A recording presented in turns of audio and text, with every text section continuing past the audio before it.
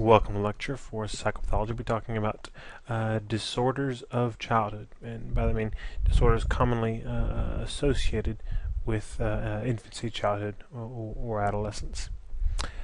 So the first question usually comes up is, well, do kids really exhibit psychopathology? And short answer, yeah. Longer answer, they do experience a variety of emotional and behavioral problems during childhood. They're kind of normative fears where they have phobic responses to things that aren't pathological, but it's a typical part of development that most kids have multiple things that they're afraid of, and usually at least one thing. And they experience separation anxiety when being apart from caregivers or from their home at certain points in their lives. In adolescence, they often experience, it's normative to experience identity confusion and moodiness, these sudden mood swings. And we often kind of look back at childhood from an adult perspective in a very idealized fashion as this kind of carefree time of no worries about jobs or relationships. And though those worries aren't there, childhood isn't quite the worry-free idyllic time that most of us try to make it out to be when looking back, or as maybe we hope it will be or is for our own children. It presents its own challenges. So yeah, they do have experience difficulties with emotional experiences and behavioral problems. But do these things rise to the level of psychiatric disorders, of mental disorders?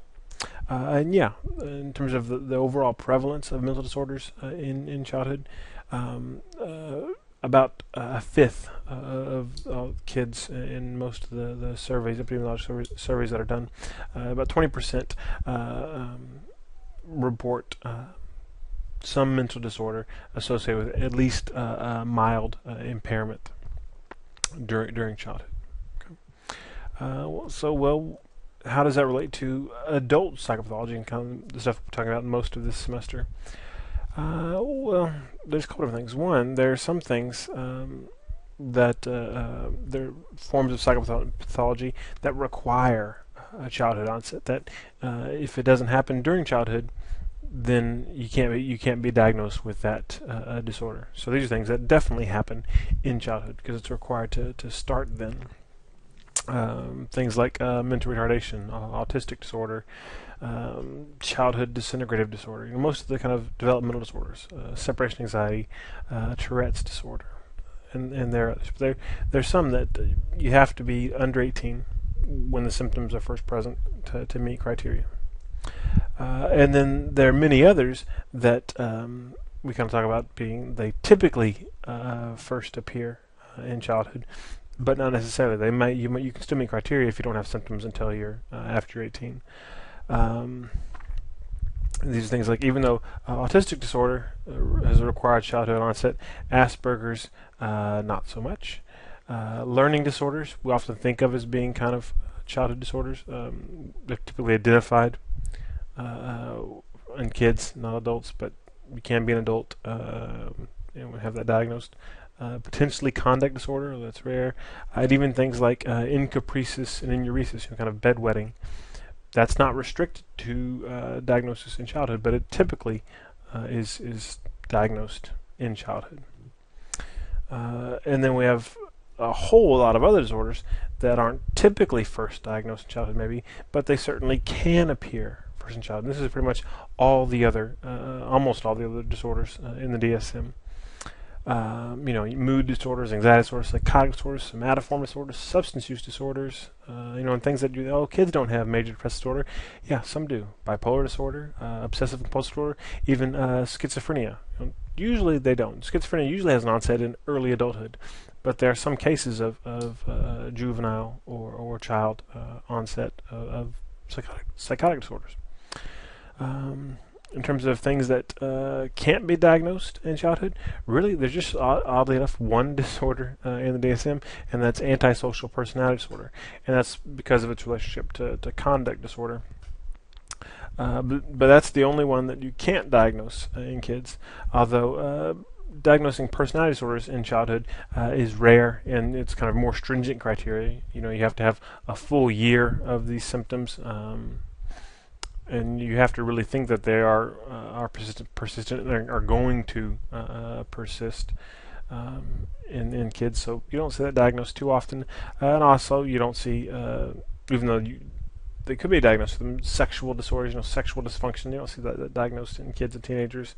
Cognitive disorders, dementia can occur in kids, especially if they've suffered some sort of traumatic brain injury.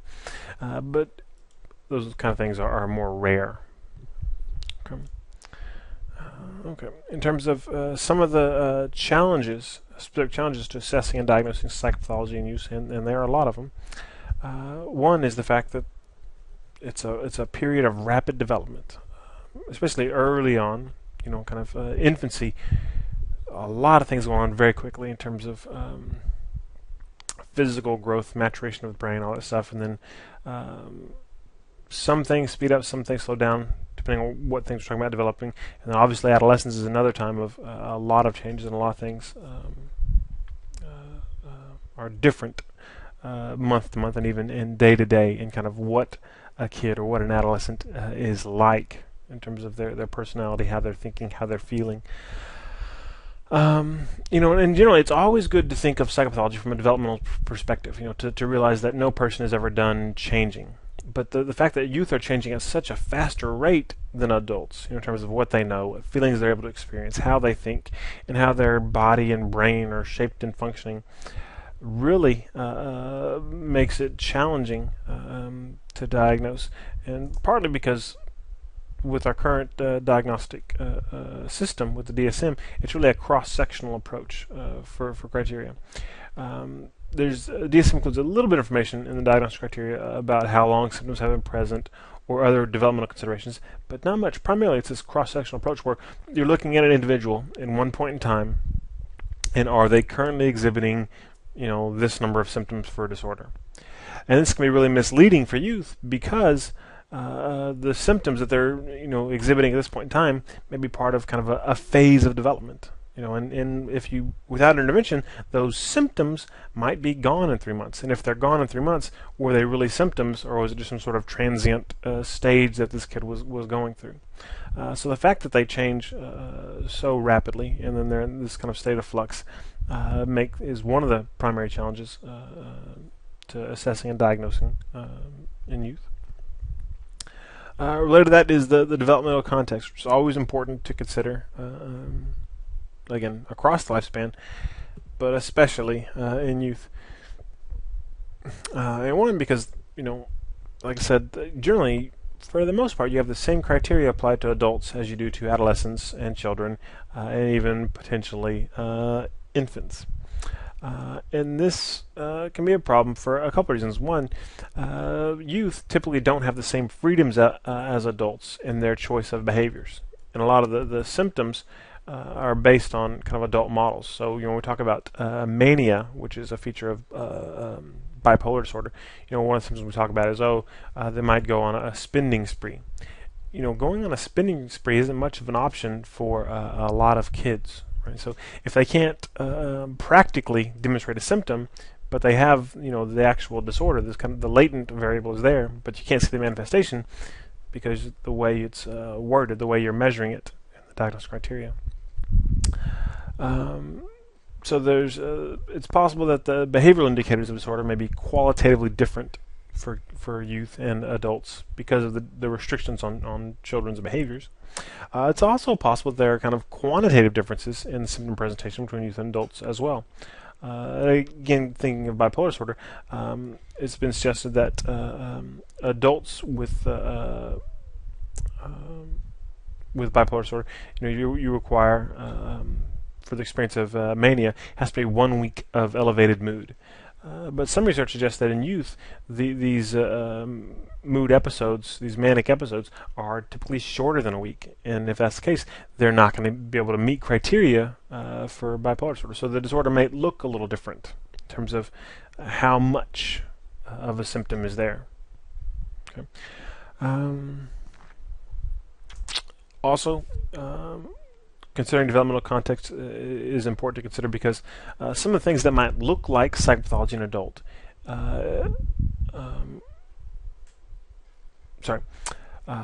some things that might look like pathology in an adult are developmentally appropriate in a child, right? So being afraid of the dark, that's developmentally appropriate for a child. In an adult, that might be a phobia, right? So we have the same behavior, but in one case it indicates pathology, in the other it doesn't.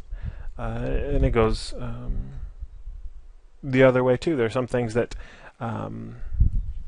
might be pathological in children, but would be appropriate in adults. Right? And the problem is, and DSM recognizes it, and they kind of say, "Oh, make sure you're developmentally appropriate," but they don't give any clear guidelines on what is developmentally appropriate. So to diagnose kids, you really have to have a very solid understanding of what the typical emotional, behavioral, cognitive phenomenology of children, adolescents, and infants is like. You know, how long should a 3-year-old be able to sit doing a single task? How much does a typical 13-year-old talk back to his or her parents, and where it doesn't indicate some form of pathology? You know, what's an appropriate, what's a typical level? All right, and usually we think of what's appropriate by what's statistically normative, what the average is. Okay. Another issue is our reliance on multiple informants. Because youth self-reports are thought to be generally unreliable for a variety of reasons, and so assessment relies on gathering data from parents, teachers, and other caregivers.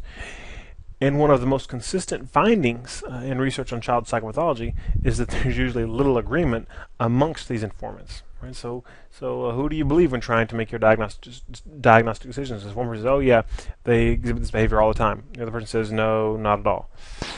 And this is really where your kind of clinical assessment skills will come into play. But because of the reliance on these multiple informants, which are often discrepant, you're necessarily introducing some more subjectivity in the diagnostic procedures, because you have to figure out, where the truth is amongst these conflicting reports. And then last, in terms of issues in assessment for a challenge, would be the potential for taxonomic differences. Again, between youth and adults. Some have suggested that the DSM taxonomy doesn't extend downward appropriately to youth because it was based primarily on research with adults. Right? When they said, okay, this is a disorder, and we're going to draw these lines between disorders, that was generally based, for the most part, on research on adults.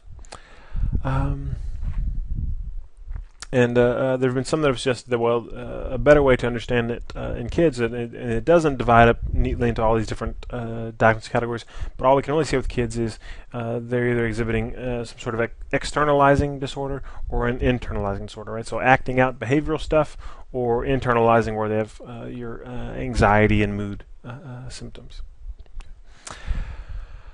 And what does the research say about that? Well, it's a mix. In general, the DSM taxonomy seems pretty good. The internalizing, externalizing fits. You can divide childhood pathology experiences into internalizing and externalizing. But some other models, if you divide it, you can divide it a little more finely, and it fits even better. For within the internalizing factor, you can distinguish between kids that have major depressive disorder and kids that have social phobia. They look different, right? They form different groups. You can tell them apart, right? By the same token, some researchers said that even though you can maybe make that distinction, other distinctions might not be as clear. For example, distinguishing major depressive disorder from generalized anxiety disorder in children. It's hard to tell those kids apart. That may be the same phenomenon in childhood. Although there's some questions about that in adulthood as well, differentiating between those two disorders. So it's not certainly the question isn't resolved in terms of these taxonomic differences. In general, there's support that, it's not simple internalizing, externalizing, but exactly do the lines that we draw in adulthood, do they match up exactly in childhood and adolescence? Sometimes, not always. Okay, so let's talk about some of the disorders. One of the disorders that's typically diagnosed first in infancy, childhood, or adolescence is mental retardation. And the DSM criteria involves significantly sub-average intellectual functioning and concurrent deficits or impairments in adaptive functioning. Right? So when we say significantly sub-average intellectual functioning, what that currently, or what it's historically meant is an IQ that's below 70, where the average on IQ test is 100, standard deviation is 15, so 2 standard deviations below the mean. So if you're in kind of the bottom 5% on a score of cognitive abilities or intelligence.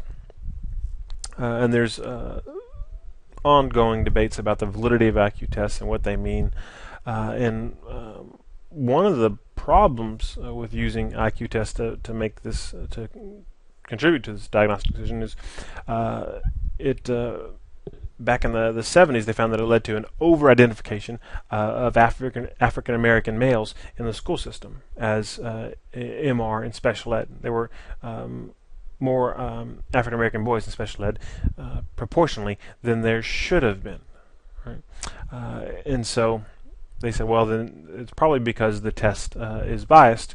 So in California, there was a lawsuit, Larry P. versus Wilson Riles, and because they said, this is just kind of a de facto segregation. And so they said, okay, no more using these tests, which may have been a good thing, at least for the kids that were being over-identified. But by the same token, if you don't come up with a better way of figuring out who needs help, there may be some kids who really do have mental retardation that need services that aren't getting identified now because you don't have a systematic way to identify them. So the debate about IQ tests goes on, but we'll talk in a minute about proposed changes to the DSM-5 that may address some of this. So you've got to have a sub-average intellectual functioning, and moving the language more toward cognitive functioning. It's a little cleaner than intellectual functioning. And then, like I said, concurrent deficits or impairments in adaptive functioning in at least 2 areas. And they can be communication, daily living skills, socialization, motor skills. Basically, it's trying to get that you can't do things that are expected of most people your age and in your cultural setting to function in life. Plan your own activities for relaxing, driving a car, having a job, preparing a meal. So kind of adaptive skills that you should be able to do for, if you're an adult. And it's different things depending on the age. We don't expect a 5-year-old to drive a car, obviously. So, what do you expect 5-year-olds to be able to do to function? And if they can't do those things, then that might contribute to the diagnosis of mental retardation. And you notice here that it's both. It's the sub-average intellectual functioning and these deficits or impairments. One thing that means is you could eventually not meet criteria for mental retardation if you learned enough skills or placed in an appropriate environment where you no longer exhibited a deficit or impairment in functioning. Right? And, well, again, most of us think of it, it's all about IQ, but it's not. It's not that simple. Okay. Onset has to be before 18 years of age, because again, it's about retarded growth. So the mental growth didn't proceed on the typical course, was the kind of the thinking behind coming up with the name of mental retardation and the reason that criteria is there. If you have a normal range IQ throughout your childhood, and then at some point in adulthood something happens, disease, trauma to your brain, whatever, and you have cognitive impairments where your IQ score drops, most likely going to be diagnosed with some type of dementia instead of mental retardation. Currently, the degree of severity that you code for mental retardation is based on IQ score. Mild mental retardation in the 50 to 55 range. This is a group of people that at one point in time were referred to as educable. On average, reach about 6th grade level academically, and many of them live independently. I'm sorry, it's 50 to 55 up to 70. And there are probably plenty of people working, having families that have, upper 60s in the IQ range and never diagnosed mental retardation. They may have some impairments in functioning, but not enough to really get in their way, and so they never sought out services, or they may have other reasons as well.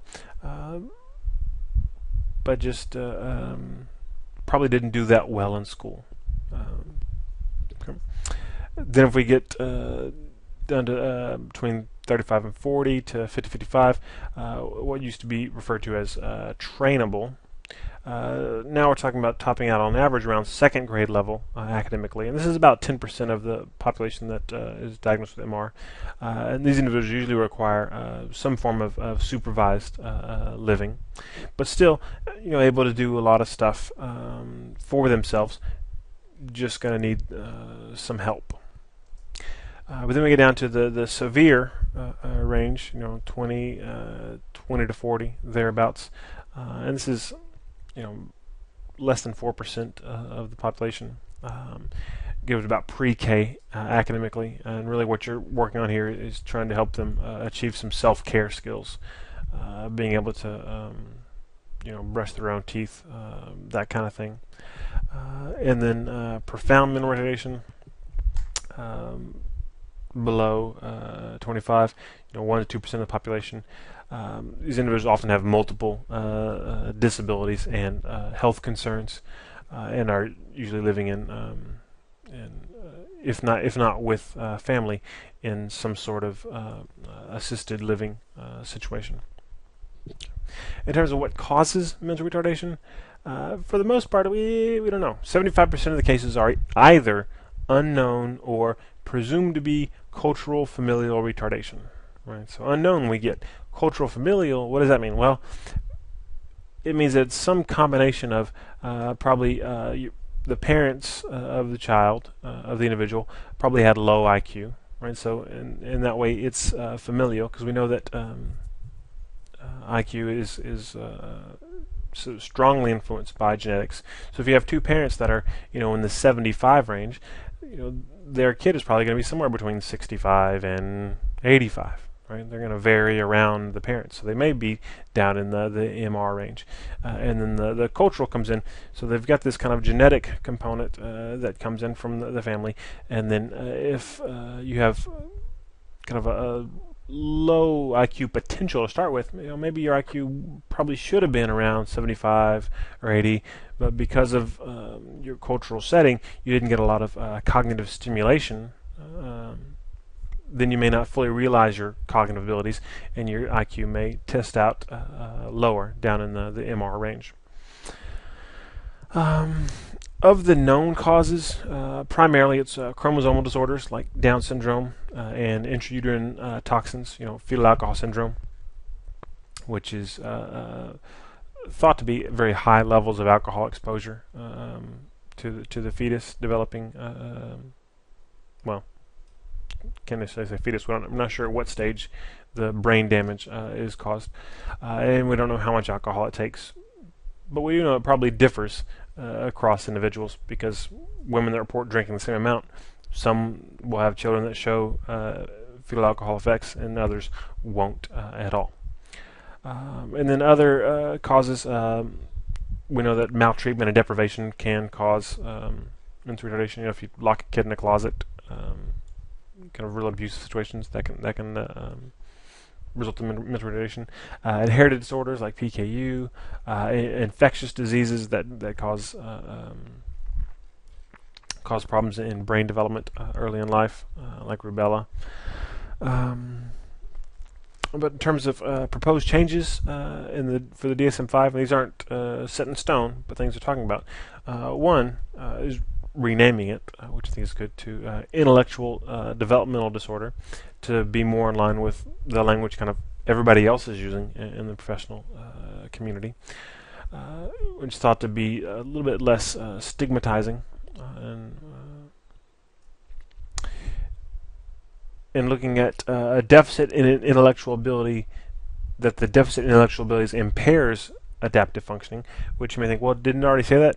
No, it just says you have concurrent impairments. That means impairment at the same time, but the language isn't real clear right now that the impairments are because of intellectual functioning. So somebody could have a low IQ and have had a really shitty childhood, and if the shitty childhood could cause impairments in their daily living skills, right? So they were never taught how to do certain things, but they could do them, and the reason they can't do them isn't necessarily because of their impaired intellectual functioning, it's because of something else. So now they're saying, well, let's make that a little more obvious.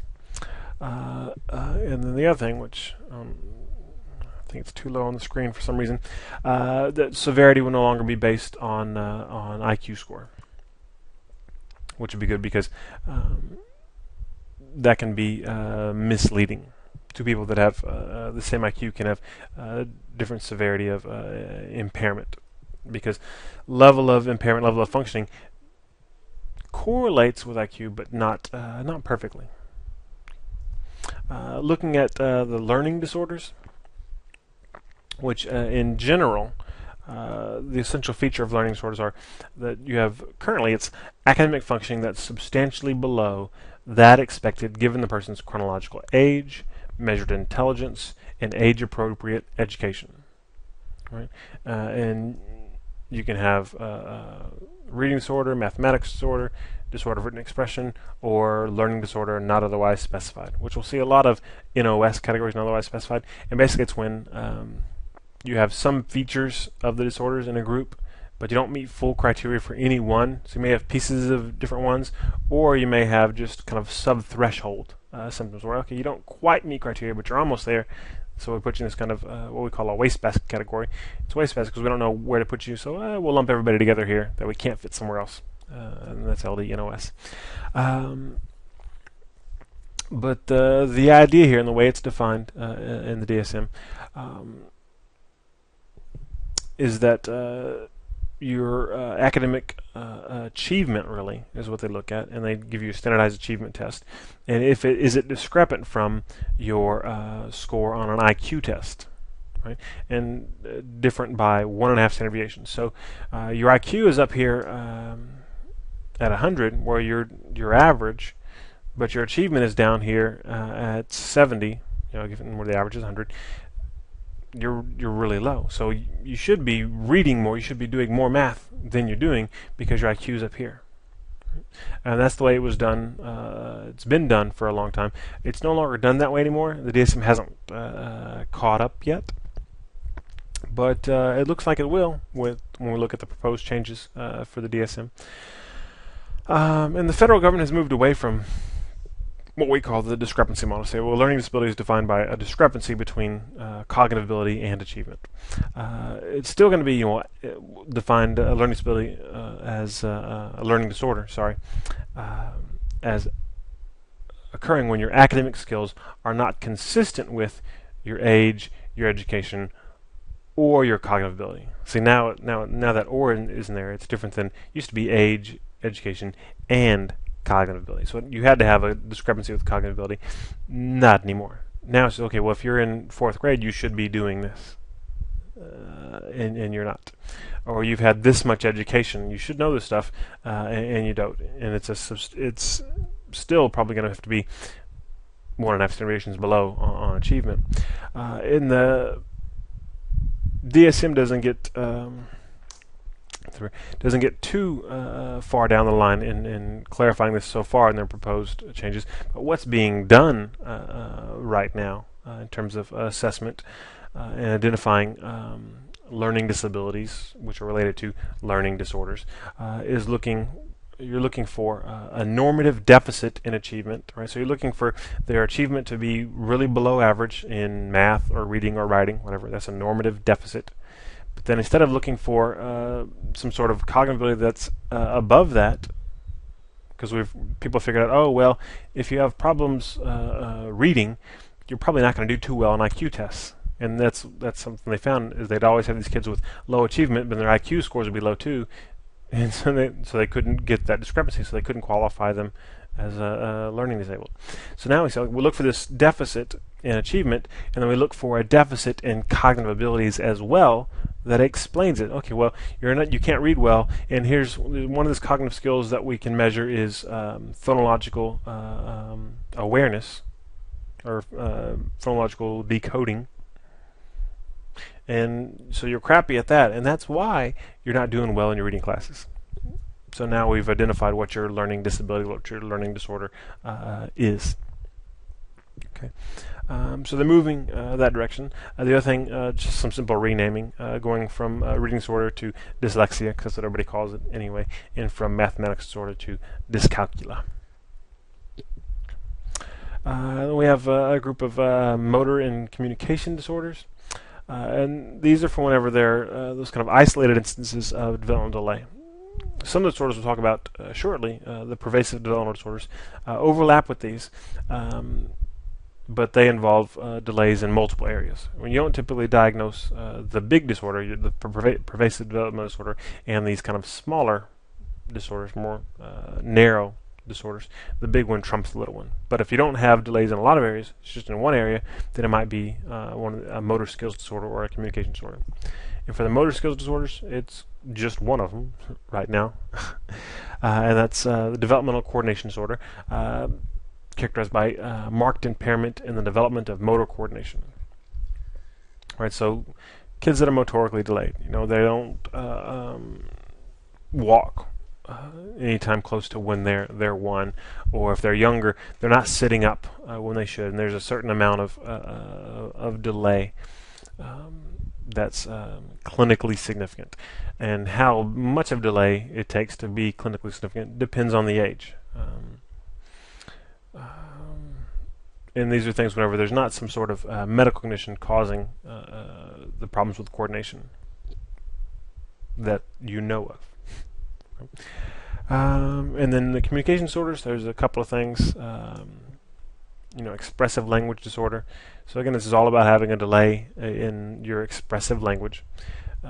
So your IQ is, and usually if you have to measure IQ with some sort of nonverbal IQ test to get a good estimate for this. But your IQ is up high, and your receptive language, what you can understand, are kind of typical, but you're not able to express yourself as well as we think you should, given what you know and what you can understand. Or mixed receptive expressive language disorder, where you have a combination, you have deficits in both receptive and expressive language, and what you can understand and what you can communicate to others. Phonological disorder, which is the failure to use developmentally expected speech sounds that are appropriate for an individual's age and dialect. Stuttering is a DSM diagnosis currently, which is a disturbance in the normal fluency and time patterning of speech that's inappropriate for the individual's age. And then, of course, we've got a NOS category. In terms of the DSM-5 proposed changes, there's a lot of them. I won't go over all of them, but some of the names of the disorders, they're talking about changing those, talking about adding some new disorders to better reflect the advances in research and our understanding of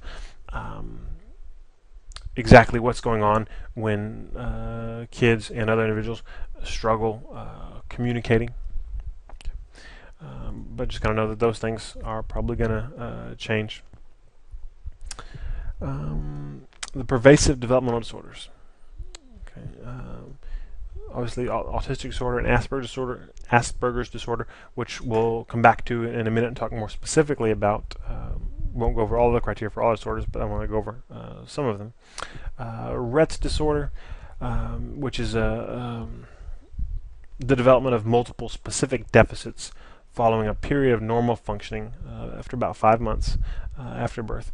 So the kid's born, they seem fine, and then after 5 months, all of a sudden, sometimes it's all of a sudden, sometimes it's abrupt, sometimes the onset is insidious, so it's gradual. Things start to go bad. And it's rare, but things get worse. So they start losing some skills that they had, and they don't develop. So they're going to continue to show delays in communication, motor skills, cognitive ability, kind of across the board. That's why it's a pervasive developmental delay. So delays in a wide variety of areas. It's so far only been diagnosed in girls. Not sure why. And some of the unique symptoms that can help distinguish this from other PDDs include head growth deceleration, which people often misunderstand when they read it. They go, "Oh, the head gets smaller." No, it just doesn't grow as fast as it should. Right? When you take your baby to the doctor's office and they weigh them and they measure them, and then they put the little thing around their head to see how big their head is. And if you look at the chart where they're charting it on, there's this line that curves up. So the head should be getting bigger at kind of this steady rate, and there's this, some sort of curve that predicts how fast the head should grow, and their curve is flatter, right? It doesn't grow as quickly as it should. They have a loss of purposeful hand skills, so maybe they're starting to bring their hands to midline, or maybe even holding a bottle, and then they're no longer able to do that, no longer able to do things with their hands that they once were able to do. And then impaired coordination and kind of an awkward gait, so some motor impairments as well. And unfortunately, we don't know what causes it. Unknown etiology. Childhood disintegrative disorder is similar, and it's but it's a where you have this regression that's a bit later. So it's marked regression in multiple areas of functioning. So you've got all these delays, but it's not just delays, but things are looking fine, and then it all goes to crap. And this is after about 2 years of normal development. So Rhett's is earlier than childhood disintegrative disorder. And also childhood disintegrative disorder happens in boys and girls, but it's more common in boys. Unknown etiology for that as well. And just kind of note here that for both Rhett's and childhood disintegrative disorder, they have symptoms in common with the autistic spectrum disorders, because they're all pervasive developmental disorders.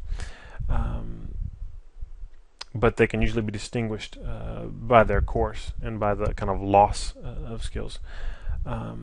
And the other thing to note about these is that they're also frequently comorbid with mental retardation, right? Which isn't surprising, because the pervasive developmental disorder, if it affects cognition as well, then likely to have low sub-average IQ and impairment in adaptive skills.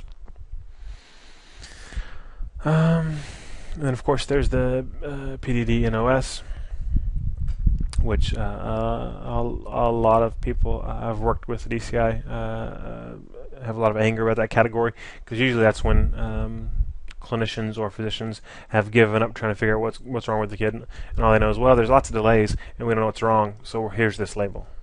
And it's not a helpful label, because since there's all different kinds of experiences, different kinds of pathology lumped into that category, there's obviously no known treatment for PDD-NOS, because it's basically saying we don't know what's going on.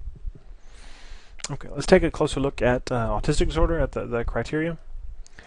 So you have to have 6 or more symptoms of the following, with at least 2 symptoms of qualitative impairment in social interaction. So this can be things like not using nonverbal behaviors to regulate social interaction. And so how do you use nonverbal behaviors to regulate social interaction? Well, if somebody's telling you something and you're interested, you lean forward, you look at them. If you're bored, you look off, right? So even without thinking about it, you use nonverbal behaviors to regulate interactions, to tell people I'm interested, to I'm not interested, to begin conversations, to end conversations. You control how you interact with people in some ways. You regulate that with nonverbal behavior.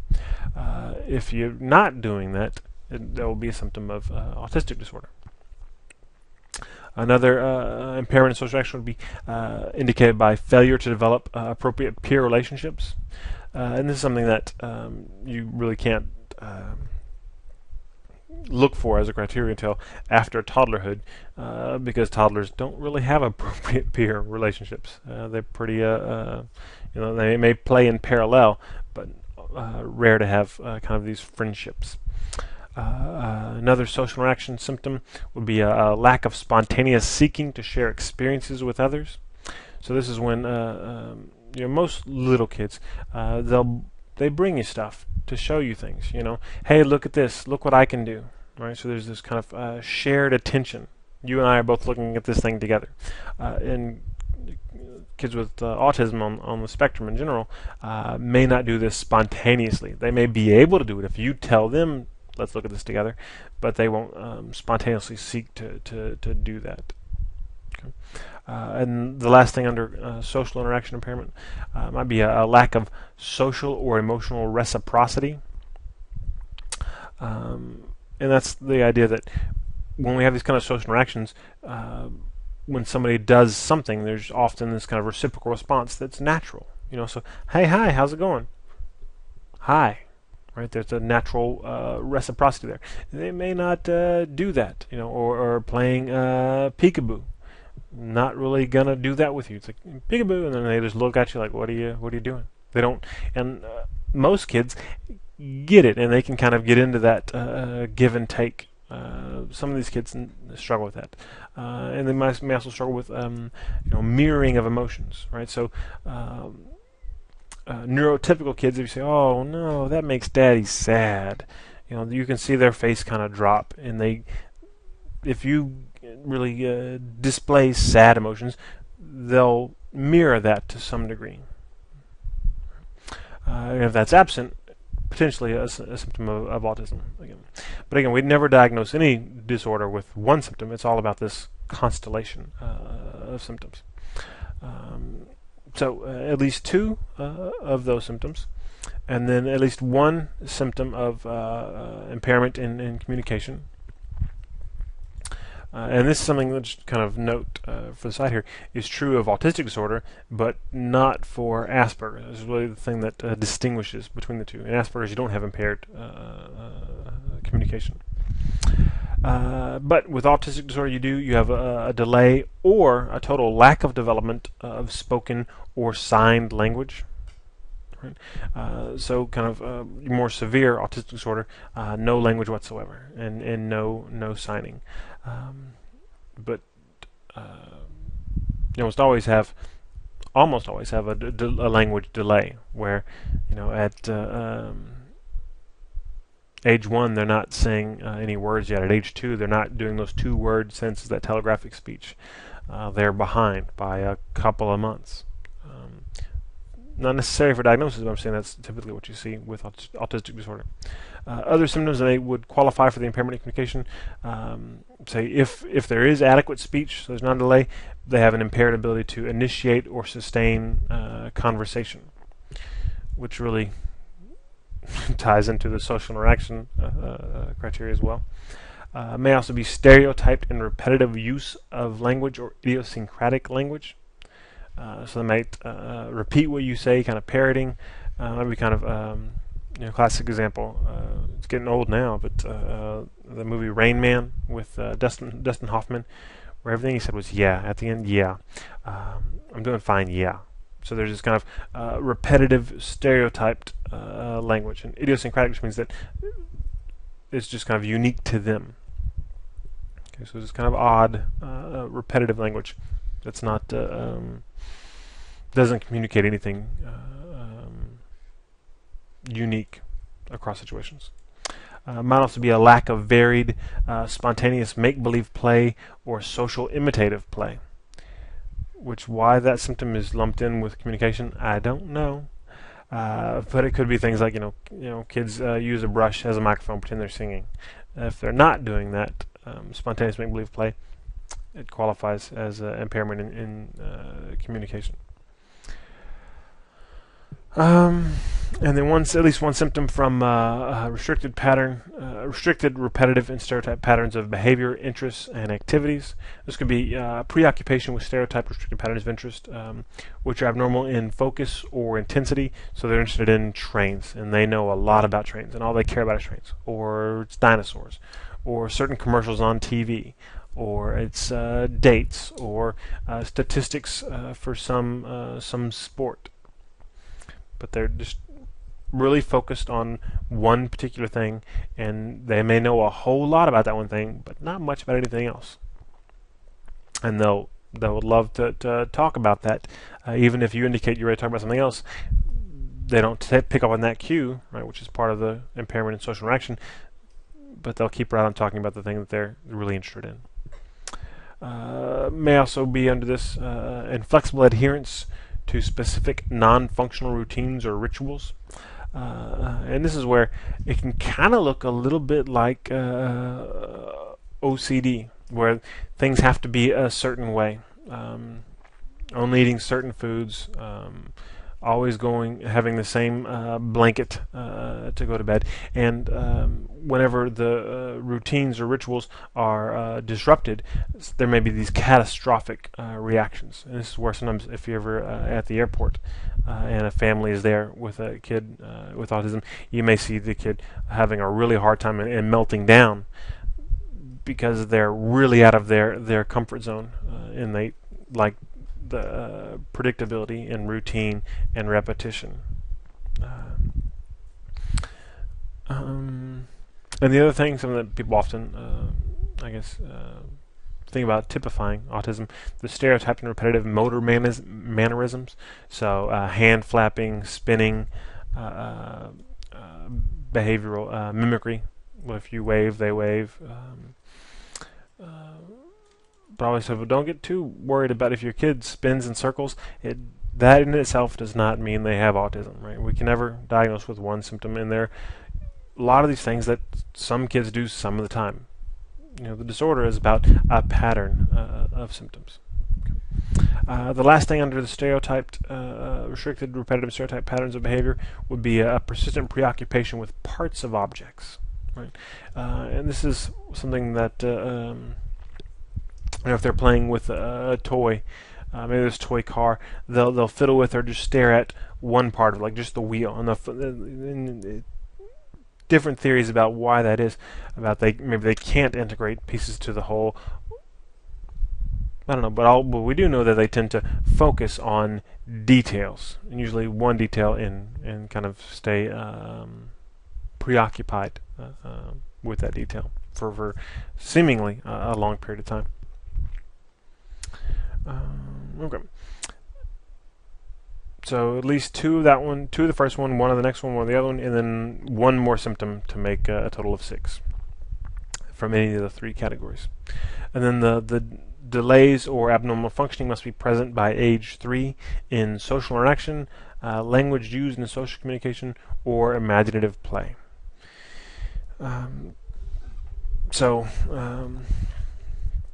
You've got to have again, delay or abnormal function, something going on in the first couple of years of life. Otherwise, they think it's something else. Right? And the idea being usually that the disorder is present at birth, that you're born with it, and then we're going to figure out that you have it in the first couple of years. It's not something you're going to acquire, from getting your measles shot or eating cheese or whatever the things people say causes it.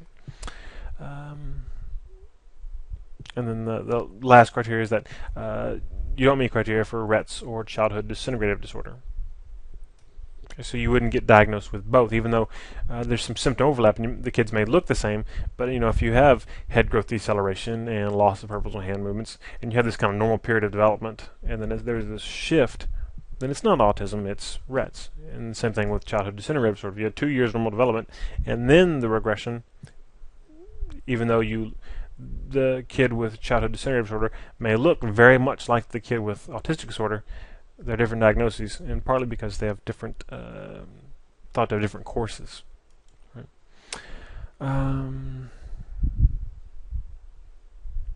Okay, and the other thing with autistic disorder, even though you can't be diagnosed with that and another PDD, you can and often are or would be diagnosed with mental retardation.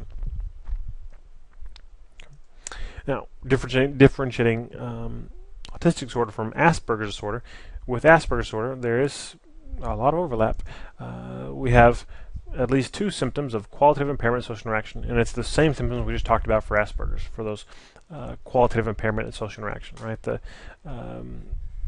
not using nonverbal behaviors to regulate social interaction, lack of spontaneous seeking to share experiences, all that stuff. We don't have the qualitative impairments in communication, but you do have one symptom of indicating restricted, repetitive, and stereotype patterns of behavior, interests, and activities. And again, same exact symptoms for autistic disorder.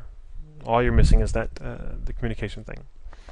And then we have in here disturbance causes clinically significant impairment, which is interesting that the impairment criteria is in this disorder, but not in autistic disorder. And I think, I don't know, but I think it's because with autistic disorder, clinically significant impairment is assumed if all those other symptoms are present. But not necessarily with Asperger's. You might have some impairments in social interaction, in restricted interests, but it may not really cause problems in your life, and if so, then we don't call it a disorder. But with autistic disorder, if you have those other symptoms, pretty unlikely that you're not going to experience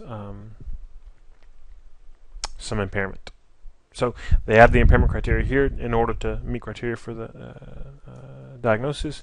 They explicitly say no clinically significant language delay, which is a difference from autistic disorder, and then also no clinically significant delays in other areas, cognitive development, self-help skills, adaptive behavior, or in curiosity. So looking kind of neurotypical in many ways. But then the kind of rule-out criteria, you don't meet criteria for another pervasive developmental disorder, so Rett's, childhood dysregulative disorder, or autistic disorder. All of those trump Asperger's. And same with schizophrenia. If schizophrenia better explains your kind of impaired social interactions and your repetitive interests, then it's that. It's not that and Asperger's. And it said that autistic disorder frequently co-occurs with mental retardation. Asperger's less so. Typically they have higher IQ scores than kids with autistic disorder. Not necessarily genius or savant, which a lot of films would have you believe, but closer to average, maybe slightly above average IQ scores. It's just some of them may seem to have savant-like characteristics, even if they don't, because of their restricted pattern of interests. Because they are only interested in trains, they may know a heck of a lot about trains. Like, wow, they're a genius. They know all this about trains. But given how we define genius, it doesn't really fit if they don't know anything else, and they don't have. They can't really go beyond repeating of memorized facts. A little bit more about autism spectrum disorders. The increase in diagnosis that we've seen in the past 10 years, I guess it's been. Wow, that's been a long. One of the big questions is, well, is this the increase in diagnosis? Does it reflect any increase in prevalence, right? Because there's no doubt that more people are being treated for autism spectrum disorders than before, right? More people are presenting to clinics and getting diagnosed. But it's not clear if this increase in diagnosis reflects a true increase in prevalence, or are we simply better at identifying cases? Like the same number of people have always been out there, but now they're getting diagnosed when they weren't getting diagnosed before, or they were getting diagnosed with the wrong thing, maybe with PDD and OS, or with schizophrenia, or with schizoid personality disorder, or a variety of other things that are being maybe mislabeled, right? Because so why might this be happening?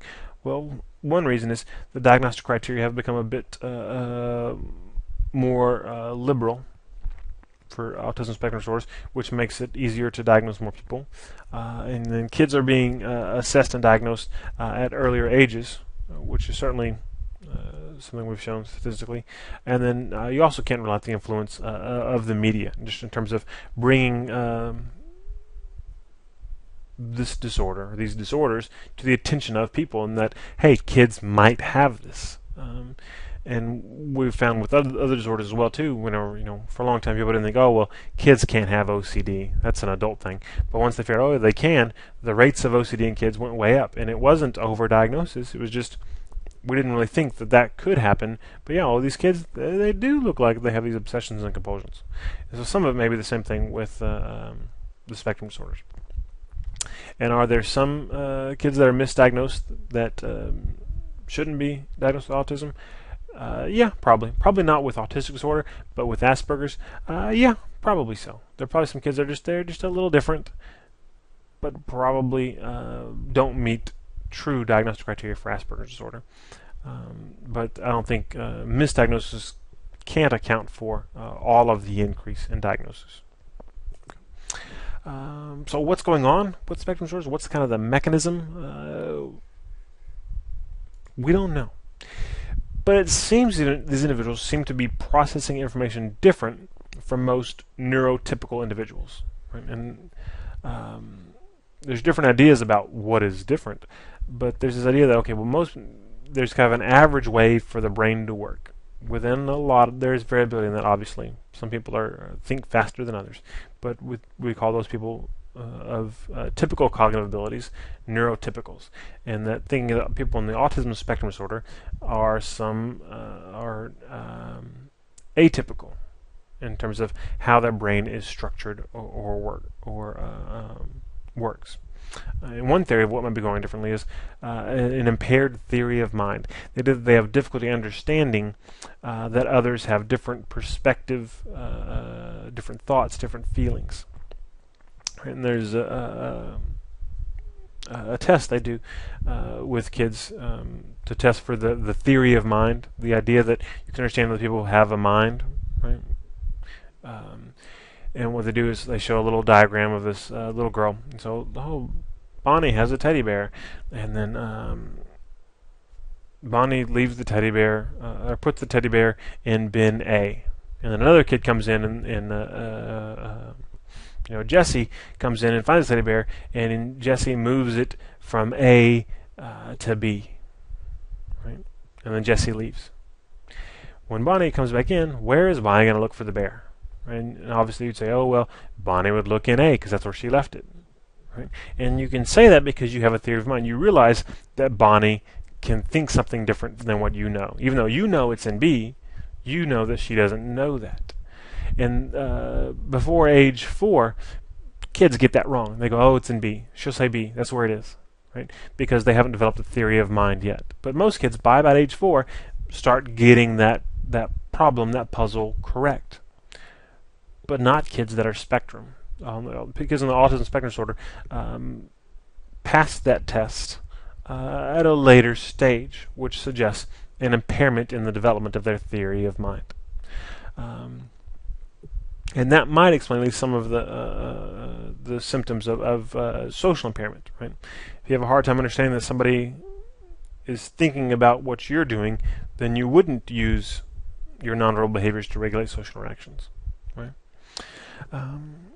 Another idea is weak central coherence. And this is that thing that people with autism pay more attention to detail, and they have a failure to integrate information into wholes. So not just looking at a toy, but when looking at somebody's face when they're talking, most of us, we're looking at a lot of stuff. We're watching their eyes, their eyebrows, their mouth, their nose, and we're putting all this stuff together, and it's kind of this coherent gestalt, this whole, telling us something about this person. And the thinking is that they can't do that. They'll notice the curl of the lip, and they'll go, oh, that's interesting. And then over here, the eyebrows will go up. Oh, that's interesting. But they can't put those two together. They can't integrate disparate stimuli. A related theory is that many of the problems are due to sensory integration problems. And they say that largely because a lot of kids with autism spectrum disorders react negatively to certain textures or colors or smells, and it's part of their restricted pattern of interest where, they'll only eat foods that are crunchy and not soft, or only eat foods that are soft and not crunchy. And for some individuals with spectrum disorders, being hugged is overwhelming because of its sensory overload. All the touch, the pressure of the hug, and the smell of the person, and the closeness, and they're right there. It's just too much, and they'll really get very very upset. So maybe some of the difficulties are because they have again, kind of related to that weak central coherence. They're having a hard time putting the different sensations together in a meaningful way, and so it becomes too stimulating. Okay. Related to that, or to all these really, would be thinking about spectrum disorders in the context of anxiety. Maybe some of the symptoms and impairment associated with spectrum disorders can be traced to the experience of anxiety that results from whatever the processing difference they have is. So however they're seeing the world and putting things together that's different, if it's impaired theory of mind, weak central coherence, sensory integration problems, the fact that they are seeing the world differently, that there's this disconnect between how they see the world and how the rest of the world is acting and expecting them to act, is going to cause anxiety. And that might lead us to thinking about spectrum disorders as a type of anxiety disorder with a sort of neurocognitive basis, which we know a lot about how to treat anxiety disorders. So if that way of thinking works, it could open some doors in terms of treatment and how we can help people at least deal with some of the impairment caused by their processing differences. Okay, even if we can't rewire the processing differences. Okay, maybe we shouldn't. Maybe they are just differences and not deficits. Okay, in terms of what causes whatever this processing difference is, what's the etiology?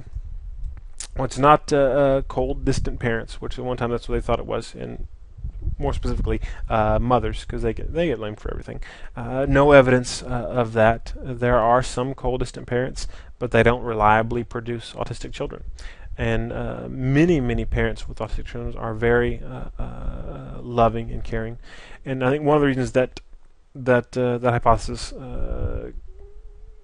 came about was a misunderstanding of what was going on, and they would see these kids with autism and their parents, and the parents wouldn't hug the kids. Like, wow, the kids is yelling and screaming, the parents not trying to comfort them, not hugging them. Wow, what a cold fish this parent is. And what they didn't know was when the parent tried to physically comfort the child, it would upset the child more. And the parent had learned, this kid has sensory integration issues, I have to back off and let them calm down. Right? And these expert clinicians didn't pick up on that and said, oh, wow, what a cold parent they were. So that's not a cause. No evidence of vaccines, and some people just won't ever listen to that, and so I'm not going to spend time trying to convince them. But there's no evidence that vaccines are related to autism whatsoever. None. And also, I don't think there's sufficient evidence for dietary explanations. A lot of people talk about that. Well, maybe it's this food allergies, wheat or gluten allergies. There's not any consistent evidence for that. And usually what you have is one parent saying, well, my kid did this, and I changed their diet, and they got better. And that's great, and I'm happy for them. But any kind of systematic study of that hasn't supported those kind of etiological explanations or treatments based on those supposed etiologies. And so typically I think it was probably a coincidence. Something goes on with the kid, and they were struggling with something. You happen to change this food, or you change something, and then that happened to coincide with them figuring out something in terms of their cognitive functioning. So be skeptical when people talk about all that. They know what causes autism, because there's a lot of bad science out there, a lot of quacks. But like most things, it's something to do probably with genetics and brain functioning. And we know that a significant portion of kids with autistic spectrum disorders experience seizures. And depending on what study you're reading, it's between 5 and 38% of kids will experience multiple seizures. And some people say, well, maybe there's autism is related to an connectivity in cortical areas. Areas of the brain, kind of the higher functioning areas of the brain. There's not enough connections between neurons, not enough neural pathways. Maybe, but no consistent evidence for that either. There's certainly some evidence of genetic influence based on familial aggregation data. One of those things that tends to run in families, especially if you look at it on the spectrum. It's harder to find looking at if you have autistic disorder or even Asperger's disorder, but if you look at the symptoms, you'll often find a kid that has Asperger's and then a parent or a grandparent, somebody that maybe didn't have Asperger's, but they're subthreshold. They had some social impairments. Maybe they had restricted pattern of interest. They're probably like an engineer. I hate to stereotype, but that's probably what they are. So a good bit of evidence that some genetic vulnerability, but certainly genetics aren't enough to explain it. There's certainly not 100% concordance with monozygotic twins or anything like that. And then one of the newer hypotheses floating around that there's not much evidence for, I just thought it was interesting in a wacky sort of way, is that maybe there's something to do with vitamin D, that insufficient vitamin D or impaired vitamin D processing or synthesis plays a role, because we know vitamin D is involved in brain development, but it's also involved in a lot of things. So maybe. But my advice to you is, when anybody starts talking about that they know what causes autism, put on your skeptical hat. Okay. Related to that, treatment, no diets, pills, or miracles. None have been proven in any way, no matter what anybody tells you, until they can show me a research article published in a recognized peer-reviewed journal. I'm going to say, you had an experience, good for you. It didn't happen for enough people to be statistically significant that we can recommend other people do this thing, because there are a lot of treatments that are potentially dangerous. Dangerous both in terms of they can cause harm, and also dangerous in terms of they can waste resources that people could better use elsewhere. But autism is one of those disorders that parents will chase false hope, and there are people out there that will prey on that and make money off of it, which is unfortunate. We have things like facilitated communication, where people would say, "Oh well," with kids with autism or severe profound mental retardation or other pervasive developmental disorders, where they couldn't communicate, that these therapists would say, okay, well, they can communicate, but I have to help them. And so they would put their hand on the kid's hand, and then kind of like a Ouija board, they would, the parent would ask the kid something, and then the person would move the kid's hand, and they would type, and they say, I'm responding to these subtle things I feel that the kid is wanting me to now push the L, and they want me to push this. And parents get very excited. Oh, they can finally speak, and I'm so excited, and this is wonderful. And unfortunately, whenever you study that and you put some experimental controls on it, you find that it's generally not true. And sometimes you've got people who are trying to rip you off doing that.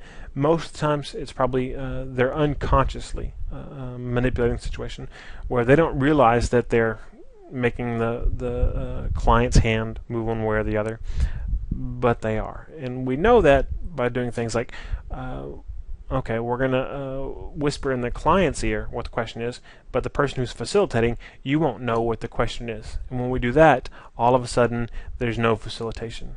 The client can no longer communicate, and they say, oh, well, this is a unfair burden or whatever. But the simple fact is, if the person who's facilitating doesn't know the question, pretty unlikely that you're going to get the answer, which should lead you to doubt facilitated communication. But there are lots of other things like that. This is kind of one example of something that people put a lot of faith in, and science has said, be careful where you put your faith. what is out there? A lot of things. Mostly it's things that focus on skills training, like applied behavioral analysis is probably the biggest thing. ABA, where you're doing bit by bit working on. Maybe you want them to sit at the table and have dinner, and you're working on this kind of the system of rewards to get them to do that. But you start with, okay, let's get them in the dining room at supper time, just in the room, standing, sitting, laying down, screaming, whatever, and then you build on that. You may take several weeks to get them in the dining room. Right? You may have to do successive approximations even to get that, but you're building on all these small things towards some behavior or behaviors. Okay. And there are other things other than ABA. This is probably the most well-known one. In terms of changes we can expect with the DSM-5, getting rid of the distinction between autistic disorder and Asperger's and just collapsing those together into autism spectrum disorder, because most people think that they are different points on a continuum. And so when you have autism spectrum disorder, you have the social communication deficits and the fixated interest in repetitive behaviors, but you eliminate the language delay that was a feature of autistic disorder. Okay. But then you'll still be able to kind of separate the individuals, right? So individuals that would have been diagnosed Asperger's or would have been diagnosed with autistic disorder, you'll be able to separate them based on the severity rating, 1, 2, or 3, which is related to the level of support required. Okay. Moving on to attention deficit and disruptive behavior disorders. Just kind of go over the main points, and then we'll talk about some of these more specifically. ADHD, attention deficit hyperactivity disorder, right, which is obviously a persistent pattern of inattention and or hyperactivity impulsivity. ODD, oppositional defiant disorder, recurrent pattern of negativistic, defiant, disobedient, hostile behavior toward authority figures, so saying no. Conduct disorder, which is repetitive and persistent pattern of behavior in which the basic rights of others or major age-appropriate societal norms or rules are violated. So that's beating people up and breaking rules, right? And then, of course, disruptive behavior disorder, NOS, when they're acting out and it's causing problems, but it doesn't fit neatly somewhere else. Okay, so let's look at these more closely. ADHD. So either 1 or 2 or both. So either symptoms of inattention or symptoms of hyperactivity impulsivity. So if it's the inattentive, you have 6 or more symptoms of inattention for at least 6 months that are maladaptive and inconsistent with developmental level. Okay. And symptoms of attention are things like making careless mistakes in their homework, difficulty sustaining attention to tasks, they don't follow through on instructions, difficulty organizing tasks, but at least two behaviors that indicate they're having problems paying attention. And the key here to pay attention to is in the first part, or in the last part of the definition, where it says inconsistent with developmental level. So that means, again, you have to know what's developmentally appropriate in terms of attention span for a child that's 2, 3, 4, 5, 6, 7, 8, 9, 10, 11, 12, however old you're assessing, or even possibly adults, because this is a disorder obviously can be diagnosed in adults as well. How, excuse me, how many careless mistakes are normative? How many careless mistakes does an individual make before it becomes okay? Now that meets criteria for a symptom, right? Difficulty sustaining attention in tasks. Whenever I'm trying to read a research methods textbook, it can be difficult to sustain my attention reading that chapter from beginning to end. I can't do it. It's not necessarily a symptom of ADHD. It's just I'm doing something that's not that exciting. Right? So you got to figure out, okay, well, what kind of task is it? Is it something that they should be able to sustain, that most people at their age, their kind of cultural background, their developmental level, all that stuff, would they be able to sustain attention doing the thing or not? Okay. And then you could also have 6 or more symptoms of hyperactivity and impulsivity. Same thing, maladaptive, inconsistent with developmental level.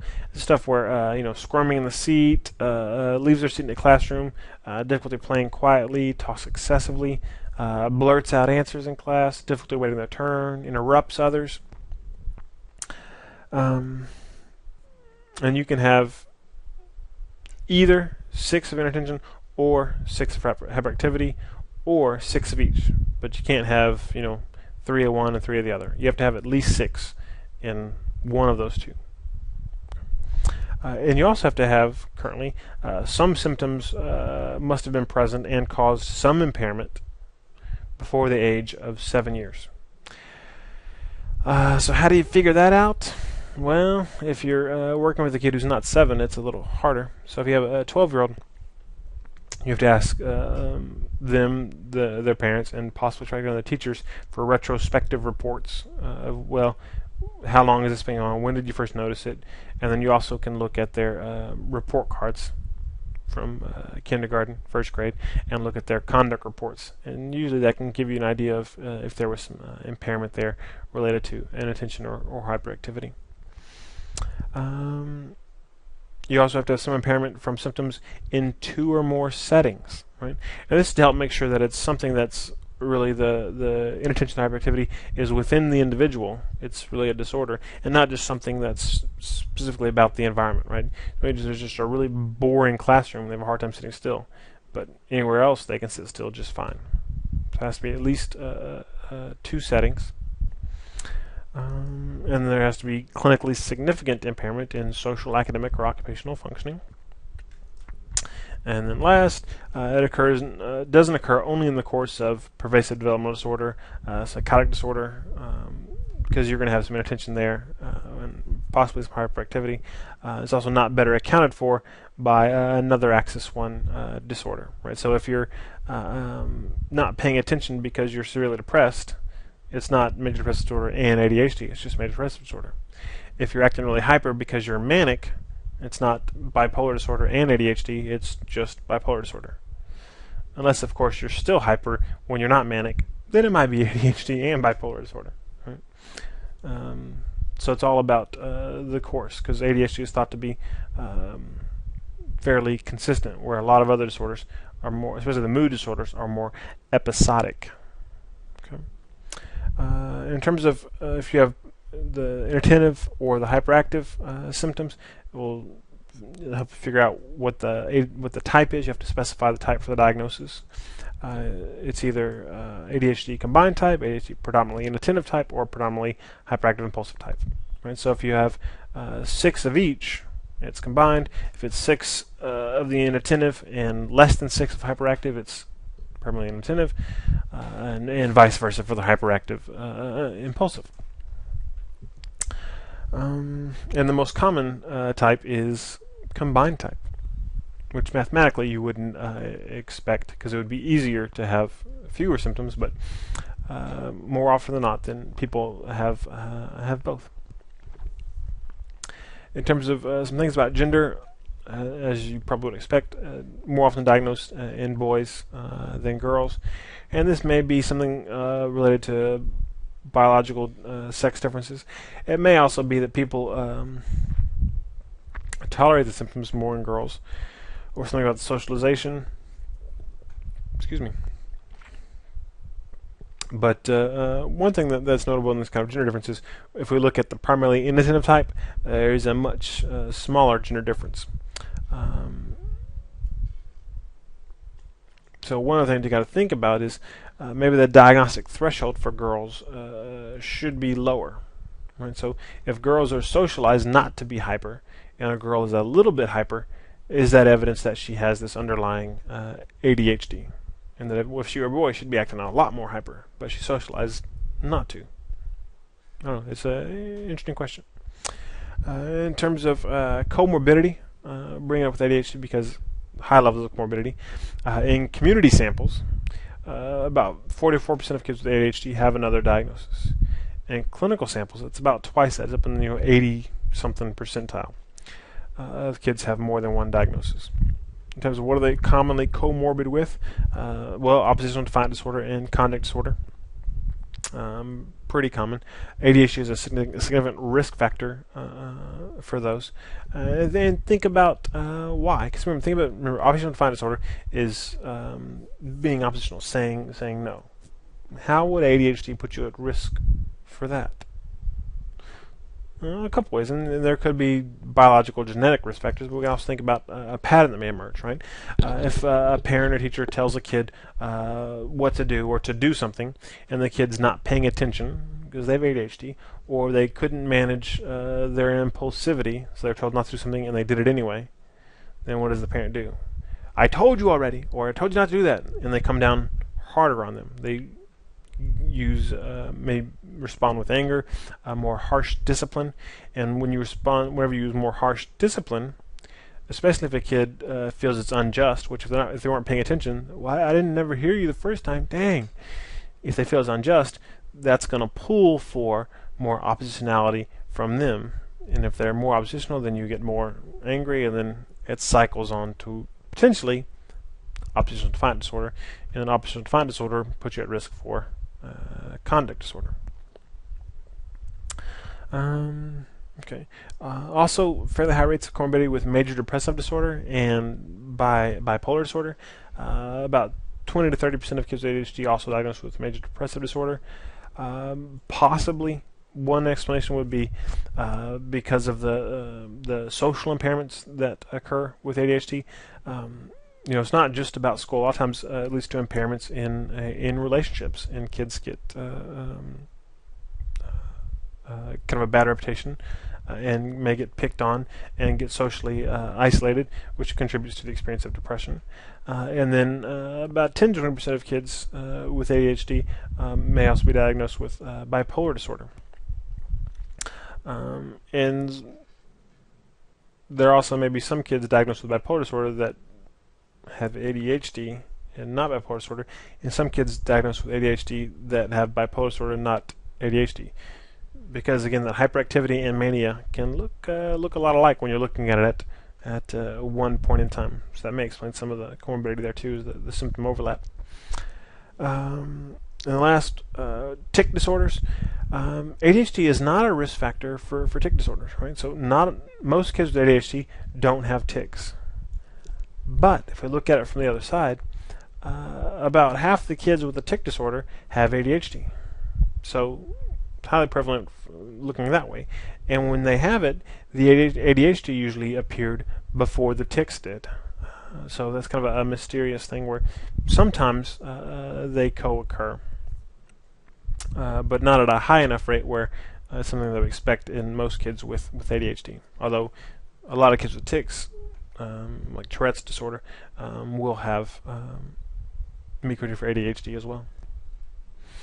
In terms of etiology, like most things, it's multiply determined. There's strong evidence that there's some dysfunction of the prefrontal lobes in the brain, which we know play a role in inhibition and executive functioning. And executive functioning is all those functions where you direct your cognitive resources, when you decide what to pay attention to, what to remember, how to organize information, right? So the master control in the brain of what to think about, when to think about it, how much to think about it. There's impairments in the area of the brain that does that stuff, right? And there's a strong genetic component, like most things. Possibly pregnancy complications and or exposures to toxins that impact neurological development may play a small role. And then environmental variables seem mostly involved in the exacerbation of symptoms. So if a kid is born with kind of a predisposition to ADHD, they may tend to be impulsive, but in one environment they may learn strategies to keep from acting on their impulses. So they'll still want to do it. They'll still have that impulse more than other kids, but then they'll go, no, wait, I remember to stop. But then other kids that have experienced a different environment won't inhibit themselves. They'll have the impulse and they'll act on it. And in that way, the behaviors we see may be modified by the environment. But the actual experience of the impulsivity, and the struggles with inattention seem to be much more strongly biological. In terms of proposed changes, a lot of changes here, and some big ones. And there's a lot of debate, seemingly. Some of the DSM-5 stuff, they say, okay, here's what we want to do. With ADHD, it's like, well, here are some things that we can do. For this question, we can do A, B, or C. For this question, we can do A, B, or C. So they're still fighting this one out. But one thing, some people are talking about maybe just going to a combined type, because there's some people that believe that you can't distinguish inattentive from hyperactive, and that everybody's combined. But other people disagree and say that you can separate them. Some talk about adding more criteria for impulsivity, maybe changing the age requirement, pushing it back from 7 to 12 to make it easier to diagnose. And then also some talk about modifying the number of symptoms required for adult ADHD. Fewer symptoms, making it easier to diagnose adults. Okay. Other kind of behavior disorders, right? We talk about ADHD, ODD, and CD.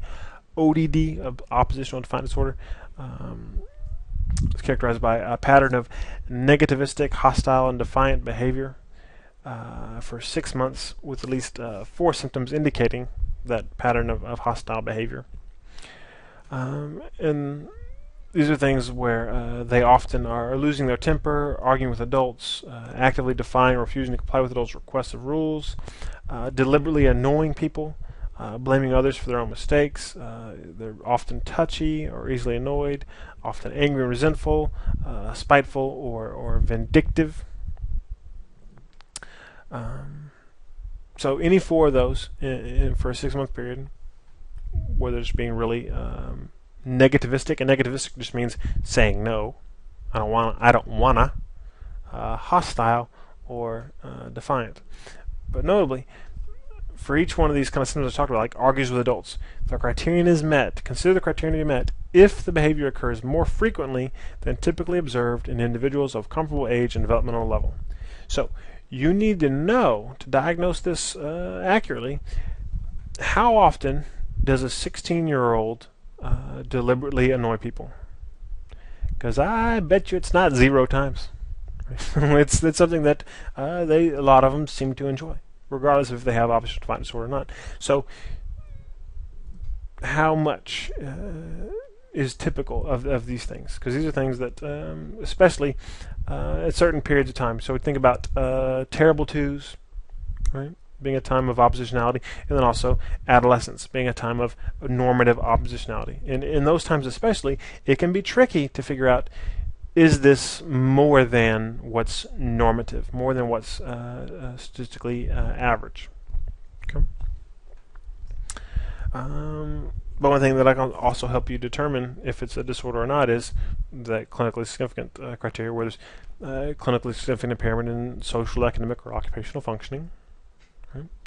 And that's the basis for ODD. And then we have some rule-out criteria. Well, it doesn't occur only during a psychotic or mood disorder, right? So if you're being defiant because you're paranoid and you think that your parents are with the CIA and they're out to get you, you don't get oppositional defiant too. Delusional disorder or schizophrenia will be just fine to account for that. And with mood disorder,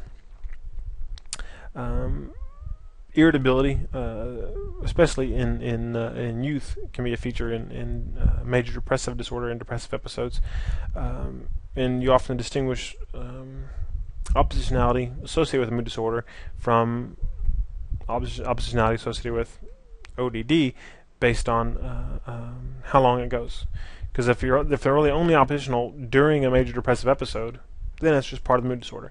But if they're when they're not depressed, they're in a good mood and they're talking to friends and hanging out, and they're still just as oppositional, then they might have OD, oppositional defiant disorder, and this other mood disorder, right? So it has to be occurred not just during the mood disorder. But then currently, you can't be diagnosed with oppositional defiant disorder and conduct disorder or antisocial personality disorder. Both of those trump oppositional defiant disorder. So if you're a kid and you meet criteria for conduct disorder, then you don't get ODD. And if you're an adult and diagnosed with antisocial personality disorder, then you don't get diagnosed with oppositive defiant disorder as well. They're thought to subsume this disorder, I guess. In terms of proposed changes, no major changes in the symptoms, interestingly, for this disorder. The only thing is addition of a severity rating and possibly some more guidance on what is developmentally appropriate. So including criteria. So if a child is 5 years or younger, this should be this many days of the week. And if they're older, this many days, that kind of thing. But still, talking about that. Related to oppositional defiant disorder, conduct disorder,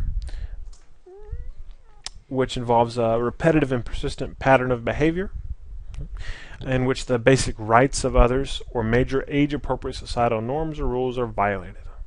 Okay, so how do you violate the basic rights of others? Well, you punch them or you take their stuff, right? People have a right not to be hit. They have a right to privacy, and if you violate those rights, that's characteristic of conduct disorder. And then the other part of that is violating major age-appropriate societal norms or rules. So for a 5-year-old, you're expected not to not to do a lot of things, probably a lot of societal rules for you. You don't stay out all night running the streets. You don't drive, obviously. Be a violation of a major age-appropriate societal rule. But if you're you don't stay out past probably 11 o'clock at night.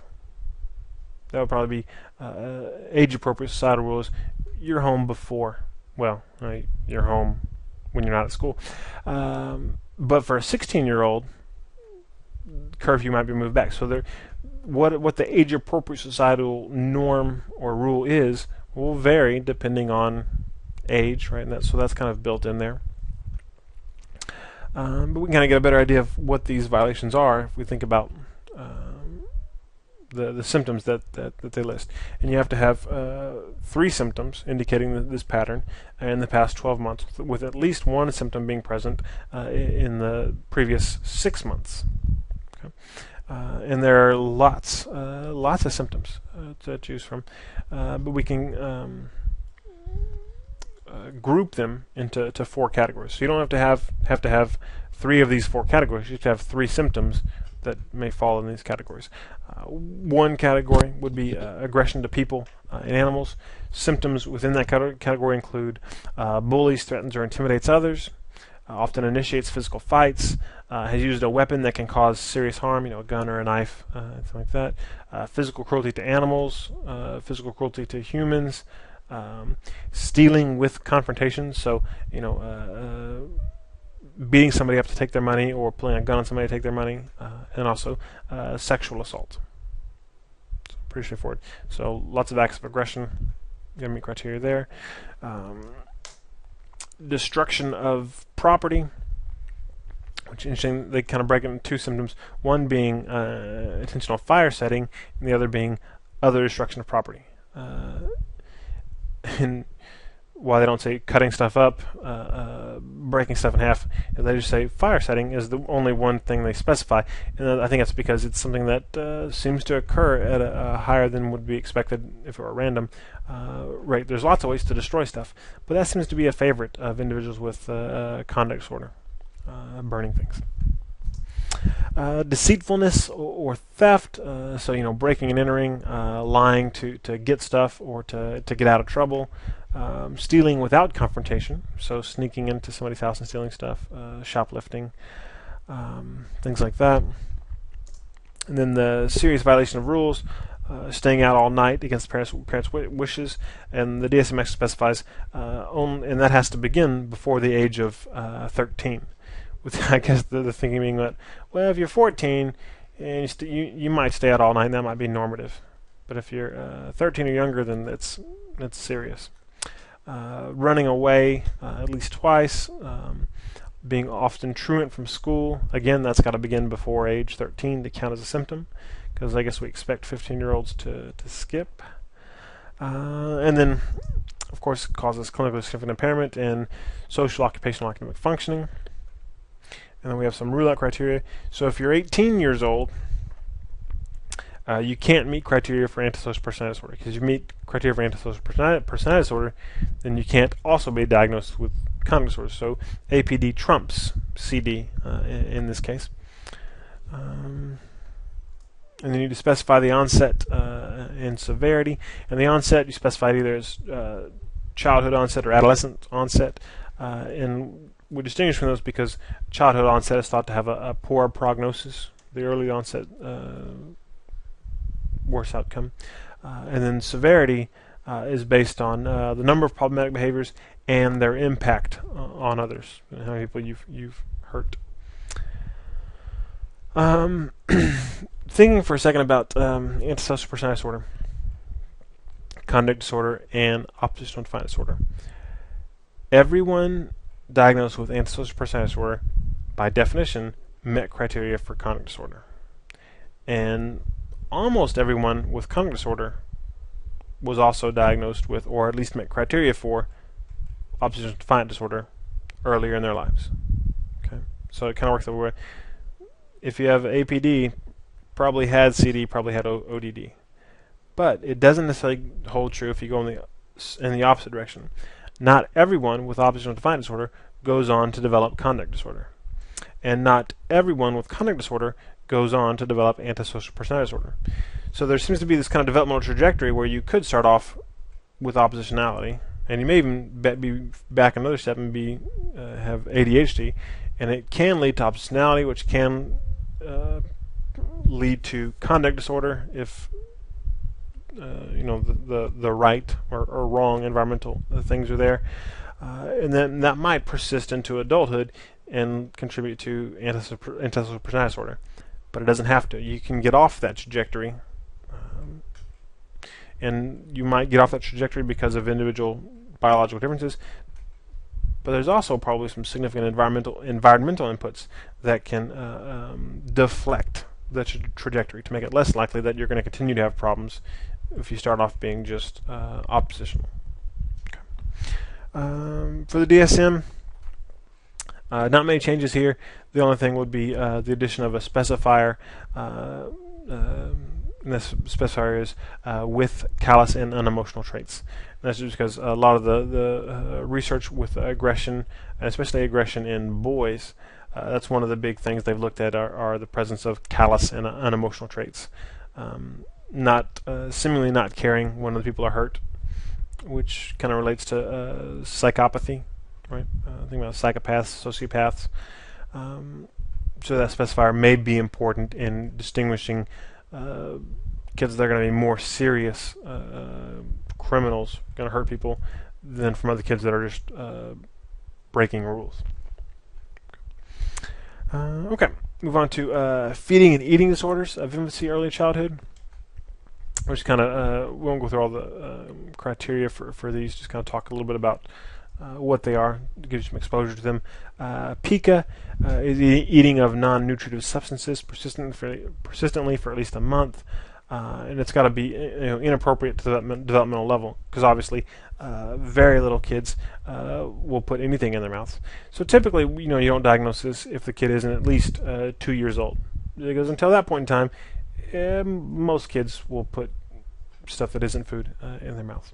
But if they're doing it for a while, it might be a disorder. Rumination disorder, kind of gross. Repeated regurgitation and re-chewing of food for at least a month. And this is after a period of normal eating. So this isn't just reflux, but they were eating normally and then they started, and then feeding disorder of infancy or early childhood, and this is a persistent failure to eat adequately, as indicated by failure to make weight gains, developmental weight gains. And this is those kids that are the kind of failure to thrive, that there's no medical reason why they're not gaining weight, but they're not gaining weight and they're not eating, and we think it's something related to something psychological, probably the relationship between the child and the person who's feeding them. In terms of DSM-5 proposed changes, some pretty significant changes proposed here. One, moving all these disorders to a new category out of the disorders of infancy, childhood, and adolescence into feeding and eating disorders category, along with bulimia nervosa, anorexia nervosa, and binge eating disorder. Okay.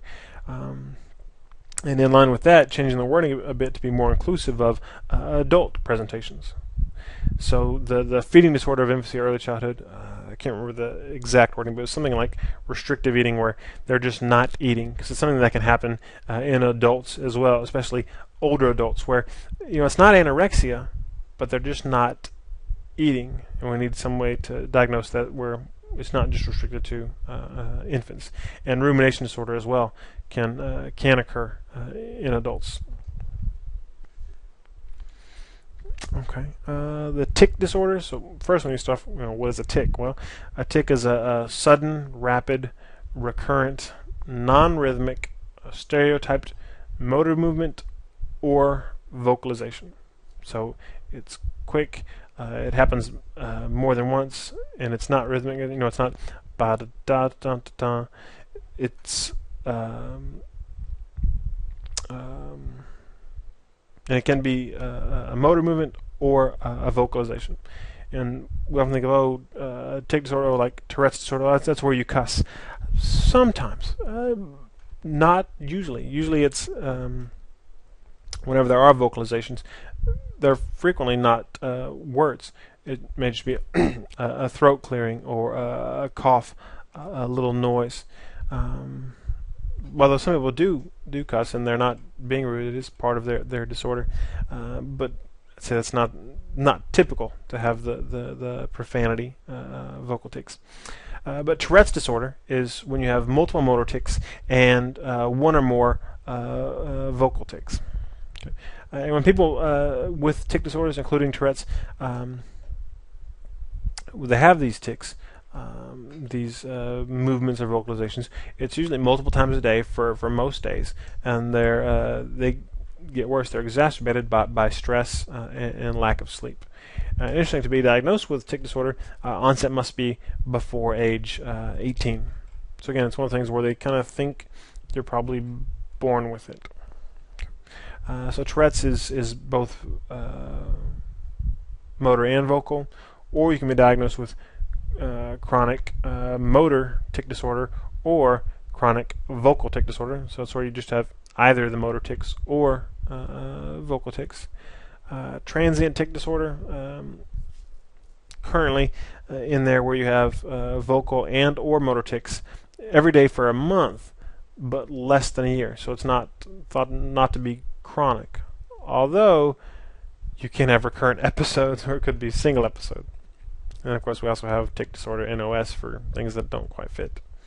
Now, the DSM proposed changes largely relate to transient tic disorder. So one thing they do is change transient tic disorder to provisional tic disorder. And this just means that you've only had tics for a year. And it's kind of getting rid of the idea of this transient versus chronic, because it doesn't seem that anybody has truly transient, that everybody really has chronic. Even there may be periods where you don't have tics for a while, they always come back. So there won't be, oh, you have tics for a while and they're going to go away. Everybody's chronic, and it's just we're going to have, if you won't get the full-blown chronic label until you've had tics for a full year. Okay. Other disorders that DSM-4 people weren't able to neatly organize into other categories. The elimination disorders, which include incaprices, which is the repeated passage of feces in inappropriate places. So kids poop in their pants or on the playground. So just pooping where they shouldn't go repeatedly. Enuresis is urinating, so bedwetting. If it causes clinically significant distress, it's a disorder. Separation anxiety disorder, which is characterized by excessive anxiety concerning separation from the home or the caregivers whom the child is attached to. It's got to last for at least a month and be developmentally inappropriate. So again, you have to know, well, when is it appropriate to have some kind of high levels of separation anxiety? And typically, separation anxiety peaks about 6 to 8 months, and then for some kids it persists for 8 to 10 months, maybe a year. For others, it'll decline, but then peak again around 18 months. And for most kids, it begins to decline by 2 years, if not sooner. So if it's after that and they're still having lots of separation anxiety, then it might be separation anxiety disorder. Selective mutism, which is pretty rare, is a persistent failure to speak in social situations despite speaking in other situations. Probably an early manifestation of social phobia. Those kids seem to be really shy and worried about how people will perceive them. Reactive attachment disorder of infancy, early childhood. This is not a good one. This is where you have a markedly disturbed and developmentally inappropriate social relatedness in most contexts. Begins before age 5 and is associated with grossly pathological care. So this is after a kid has been either abused or neglected by an individual or family, or sometimes neglected by the system. So kids that have been bounced from foster home to foster home, where they've had multiple placements where they weren't ever able to really establish a strong attachment to any individual, that's also considered pathological care. But because of pathological care, because of the way that they were treated, they develop this inappropriate social relatedness, and it can come in two ways: inhibited type or disinhibited type. Inhibited type is where they're kind of scared and won't attach to anybody, won't seek out others. Usually if a kid gets hurt, they'll cry and they'll go, "Oh, mommy," and they'll go towards somebody for comforting. These kids, they won't, probably because they've learned not to. They've learned not to engage the kind of the typical attachment behaviors that we're born to exhibit. And then the disinhibited type, one that's often misunderstood. Oh, the kid is so sweet. These are kids that form indiscriminate attachments, and they'll go to anybody. It's a kid that, you walk into daycare and the kid walks up to you and hugs your legs and says, "I want to go home with you," and you've never seen him before. That might be a problem. That might be a reactive attachment disorder, right? Which is, another way of dealing with really pathological care. One notable thing, just think about DSM-5 stuff. They have a proposal to split these two subtypes into two separate disorders, which probably stimulate more research on them, which would be good. Stereotypic movement disorder. This is one thing that's kind of out of place here. It's just motor behavior that's repetitive, often seemingly driven and non-functional. It's like head waving, head banging. Sorry, and you only diagnose this when it's not just a symptom of another disorder, because stereotypic movements are symptomatic of autistic disorders, pervasive developmental disorders, can occur in mental retardation. But if it's not just a symptom of disorder and it's of clinical significance, then it gets its own disorder. And then, of course, we have our another wastebasket category: disorders of infancy, childhood, adolescence, not otherwise specified.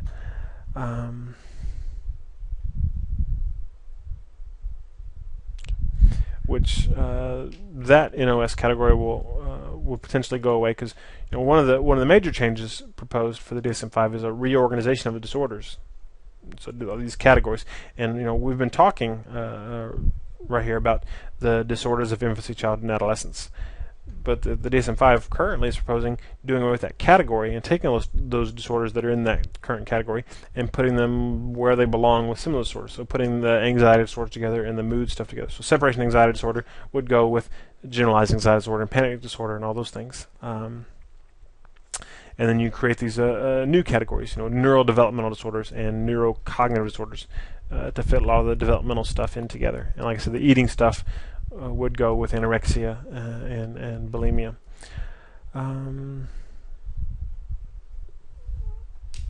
Okay. So we've talked about a lot of disorders, a lot of criteria. We've talked about some of the challenges to diagnosing in kids and adolescents. And so just a few key points to sum up. One, some pathology is unique to youth, infancy, child, and adolescence. There's some things that you really only see it in kids. And if you're not going to work with kids, you probably don't need to worry too much about it. If you're never going to work with kids, I wouldn't spend too much time trying to figure out what pica looks like and how to treat it. If you are going to work with kids, you better figure that out, because that's one of the things you're going to see. So there's some stuff that's unique to youth. There's some pathology that has similar manifestations across the lifespan. And there are things that for a long time people didn't think or didn't want to think could be true of children, in terms of, we don't want to think that kids can be depressed. We don't want to think that kids can experience psychosis, right? Have hallucinations, and it's rare. Psychosis is rare in kids, but it does happen. And sometimes the manifestations of the disorders, as we currently organize them, are very similar in adults and children, and sometimes they're a little different. And you have to, again, know about a kid's developmental context to figure out exactly, well, is this thing that we normally think of in adults, is this going on with this kid or not? Okay. Which brings me to my last point.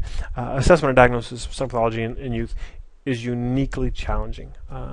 And it really is something that, if you want to work with kids, seek out special training working with kids. In our program, we don't prepare you, honestly, to work with kids.